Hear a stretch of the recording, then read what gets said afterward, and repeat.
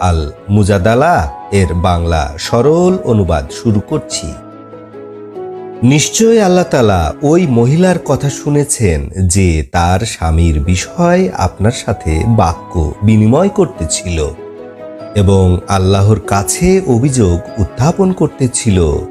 আল্লাহ তাআলা তোমাদের কথোপকথন শুনেছেন। নিশ্চয় আল্লাহ তাআলা সর্বশ্রোতা, সর্বদ্রষ্টা। তোমাদের মধ্যে যারা স্ত্রীদের সাথে জিহার করে সে স্ত্রীরা তাদের মা নয়, নিশ্চয় তাদের মা হচ্ছে তারা যারা তাদেরকে প্রসব করেছে। নিশ্চয় তারা অশোভনীয় কথা বলে এবং মিথ্যা কথা বলে।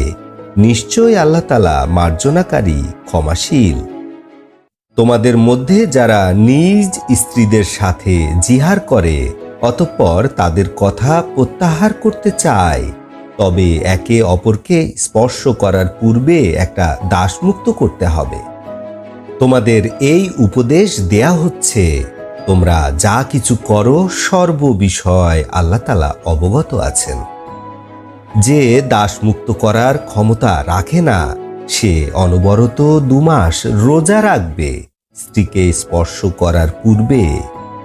যে রোজা রাখতে ক্ষমতা রাখে না সে 60 জন মিসকিনকে খাদ্য দান করবে। ইহা এজন্য যে তোমরা আল্লাহ এবং তার রাসূলের প্রতি বিশ্বাস স্থাপন করবে এবং এগুলি শরিয়াতের সীমানা এবং অবিশ্বাসীদের জন্য রয়েছে বেদনাদায়ক শাস্তি। নিশ্চয় যারা আল্লাহ এবং তার রাসূলের বিরোধিতা করে তারা অপমানিত হবে, যেভাবে অপমানিত হয়েছিল তাদের পূর্ববর্তীরা। অথচ আমি অবতীর্ণ করেছি উজ্জ্বল প্রমাণসমূহ। কাফিরদের জন্য রয়েছে অপমানজনক শাস্তি। যেদিন তাদের সবাইকে হাসরের ময়দানে তুলবেন এবং তাদের কর্ম সম্পর্কে জানাবেন, আল্লাহ তাআলা তাদের আমল গণনা করে সংরক্ষণ করেছেন, অথচ তারা ভুলে গেছে। আল্লাহ তাআলা সব কিছুর সাম্যক দর্শক।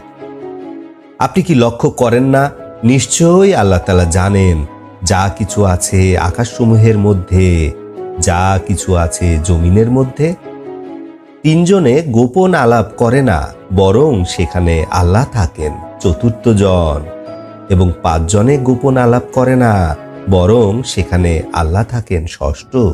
তার চেয়ে কম অথবা বেশি আল্লাহ তাদের সাথে আছেন, তারা যেখানেই থাকুক না কেন।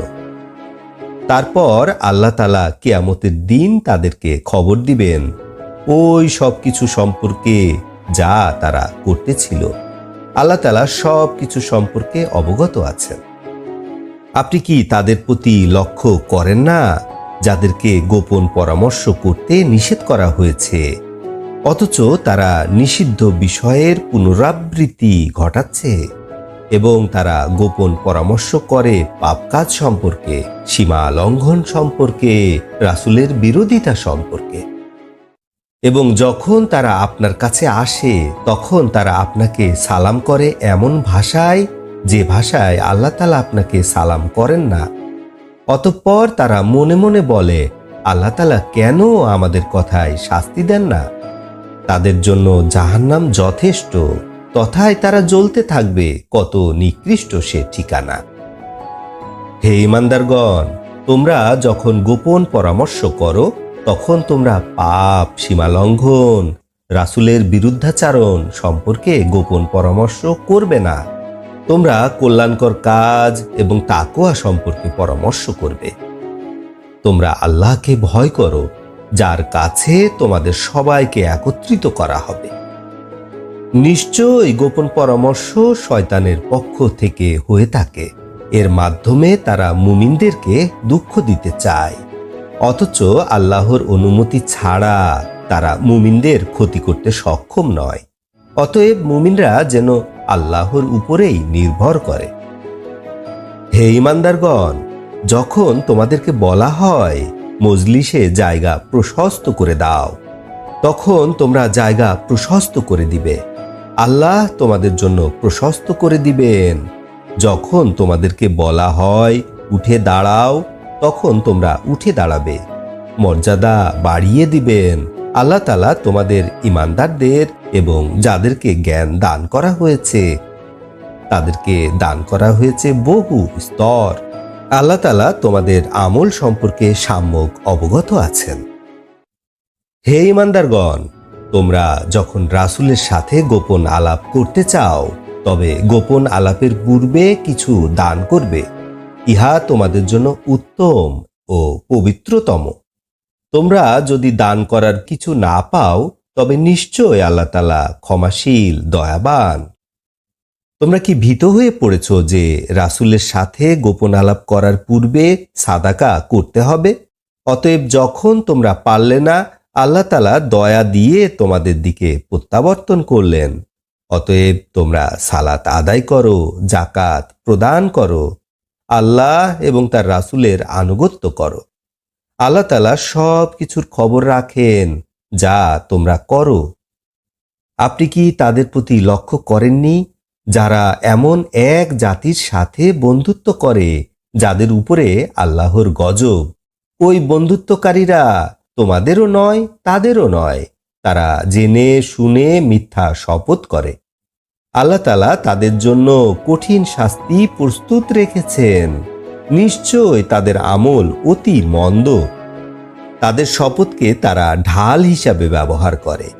তারা মানুষদেরকে আল্লাহর পথ হতে ফিরিয়ে রাখে। তাদের জন্য রয়েছে অপমানজনক শাস্তি। তাদের মাল ও আওলাদ তাদেরকে আল্লাহর শাস্তি হতে বিন্দুমাত্র রক্ষা করতে পারবে না। তারা জাহান্নামের অধিবাসী, সেখানে তারা অনন্তকাল থাকবে। যেদিন তাদের সবাইকে বিচারের মাঠে একত্রিত করবেন, সেদিন তারা আল্লাহর সামনে শপথ করবে যেভাবে তোমাদের সামনে শপথ করেছিল, এবং তারা ধারণা করবে যে তারা কোনো কিছুর উপরে আছে। সাবধান, নিশ্চয় তারা প্রকৃত মিথ্যাবাদী। শয়তান তাদের উপর জয়যুক্ত হয়েছে। আল্লাহর স্মরণ থেকে তাদেরকে ভুলিয়ে রেখেছে। এরা শয়তানের দল।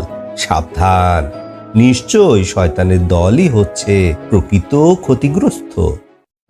নিশ্চয় যারা আল্লাহ এবং তার রাসূলের বিরোধিতা করে তারা অপমানিতদের অন্তর্ভুক্ত হবে। আল্লাহ তাআলা লিখে নিয়েছেন, নিশ্চয় আমি এবং আমার রাসূলগণ বিজয়ী হব। নিশ্চয় আল্লাহ তাআলা শক্তিশালী, পরাক্রমশালী। আপনি পাবেন না কোনো জাতিকে যারা আল্লাহ এবং পরকালে বিশ্বাস করে তারা আল্লাহ এবং তার রাসূলের বিরোধিতাকারীদের সাথে বন্ধুত্ব করে, যদিও তারা তাদের পিতাগণ হন, সন্তানগণ হন, অথবা ভাইগণ হন, অথবা গোত্রীয়গণ হন। আল্লাহ তাআলা এদের অন্তরে ঈমান লিপিবদ্ধ করে দিয়েছেন এবং আল্লাহ তাআলা তাদের সাহায্য করেন রূহের মাধ্যমে এবং তাদেরকে প্রবেশ করাবেন জান্নাতে, যার তলদেশ হতে নহর প্রবাহিত, তথায় তারা অনন্তকাল থাকবে। আল্লাহ তাদের উপরে সন্তুষ্ট এবং তারাও আল্লাহর প্রতি সন্তুষ্ট, এবং এরা আল্লাহর দল। সাবধান, নিশ্চয় আল্লাহর দলই প্রকৃত জয়যুক্ত দল। আলহামদুলিল্লাহে রাব্বিল আলামিন।